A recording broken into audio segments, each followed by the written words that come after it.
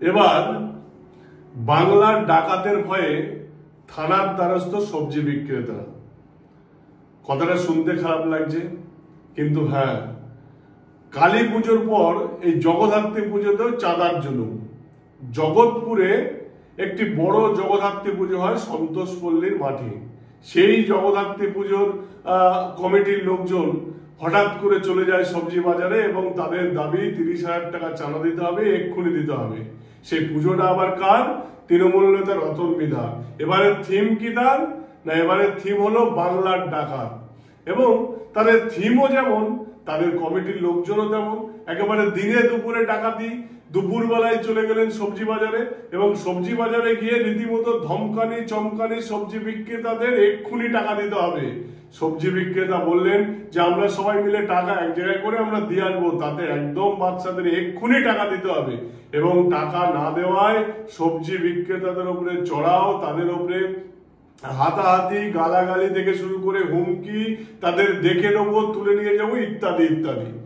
এমন অজস্র অভিযোগ নিয়ে সেই বাংলার ডাকাত যে থিম, যাদের জগদ্ধাত্রী পুজোর থিম এবারে বাংলার ডাকাত, সেই বাংলার ডাকাতের ভয়ে সবজি বিক্রেতা দল বেঁধে হাজির বাগুইআটি থানায়। এবং তারা বাগুইআটি থানায় গিয়ে লিখিত অভিযোগ দায়ের করলেন যে আমাদের ওকে শাসানো হচ্ছে বা আমরা ভয়ে আছি। আমরা এরকম পুজো কমিটি এসে, রতন মিধার নেতৃত্বে কিছু পুজো কমিটির লোক এসে আমাদেরকে শাসাচ্ছে। দেখুন আমাদের প্রতিবেদন এবং সেই সবজি বিক্রেতারা ঠিক কি বলল। কালী পুজোর পর জগদ্ধাত্রী পুজোতে চাঁদার জুলুম রাজ্যে। এবার অভিযোগ নিউটাউনের তৃণমূলেরই এক জগদ্ধাত্রী পুজো কমিটির বিরুদ্ধে। তৃণমূল নেতা রতন মৃধার উদ্যোগে জগৎপুর সন্তোষপল্লীতে এক বড় জগদ্ধাত্রী পুজো হয়। এই পুজো কমিটির বিরুদ্ধে অভিযোগ সবজি বিক্রেতা সহ অন্যান্য দোকানদারদের থেকে জোর করে চাঁদা আদায়ের। বাগুইআটি থানায় লিখিত অভিযোগ করেছেন ওই সবজি বিক্রেতারা। তাদের কাছ থেকে 30,000 টাকার চাঁদার দাবি করা হয়। পরে দেব বলতেই অকথ্য ভাষায় গালিগালাজ এবং হুমকি দেওয়ারও অভিযোগ। পরে দেখে নেওয়ার কথাও বলা হয়। ভয় পেয়ে সবজি বিক্রেতারা বাগুইআটি থানার দ্বারস্থ হন। পুজো কমিটির বিরুদ্ধে থানায় লিখিত অভিযোগ করেন, যদিও অভিযোগ অস্বীকার করেছেন পুজো কমিটির মূল উদ্যোক্তা রতন মৃধা। আমাদের বাজারে এসেছিল, বাজারে এসে আমি বলছিলাম যে আমাদের দোকানদারদের বলেছিল যে চাঁদা দিতে হবে। তা আমি বলেছিলাম আমাদের একটা কমিটি হয়ে গেছে বাবু, কমিটির হাত দিয়ে আমরা টাকাটা দেবো। তাও আমাকে এই কথা শুনে ও আমাকে গালাগালি করেছে, আমাকে অনেক কিছু গালাগালি করেছে। বললাম যে আমি বিধায়ককে, আমাদের 100 টাকা দোকান আছে 300 টাকা, 30,000 টাকা।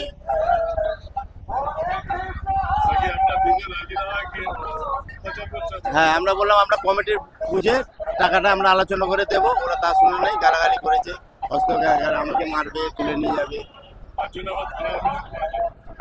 হ্যাঁ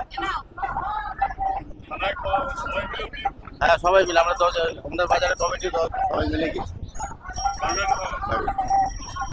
আমাদের কাছে সবার কাছে চাঁদা চেয়েছিল, আমাদের কাছে সবার কাছে চাঁদা চেয়েছে, 301 টাকা করে চাঁদা চেয়েছে। তো আমরা বলেছিলাম যে আমরা দেবো, তোদের কুপন কাটার কি করার করে যাও, আমরা গিয়ে এক সময় সবাই এক জায়গায় করে সবার টাকা তুলে আমরা দিয়ে আসবো। এই নিয়ে ঝামেলা অশান্তি। হ্যাঁ, গালাগালিও করেছে, ওই ছেলেটার সাথে একটু হাতাহাতির মতো নেওয়ার মতন প্রায়।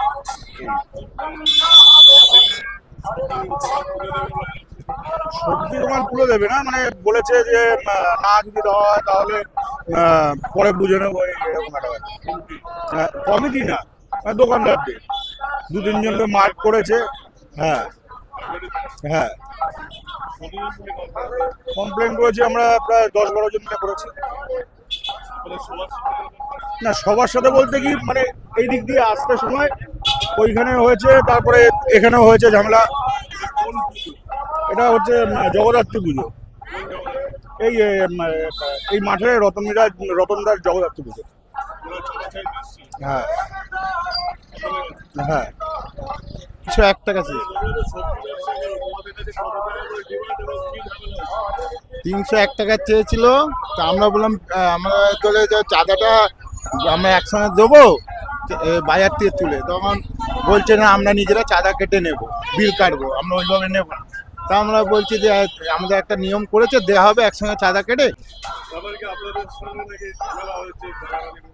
হ্যাঁ, একটু গালাগালি কিস্তি করেছিল। হ্যাঁ, করেছিল, ঠিক। ওই জগদ্ধাত্রী পুজো, ওটা আমরা যত জানি রতন মিজান। ওখান থেকে চাঁদা চাওয়া হ্যাঁ,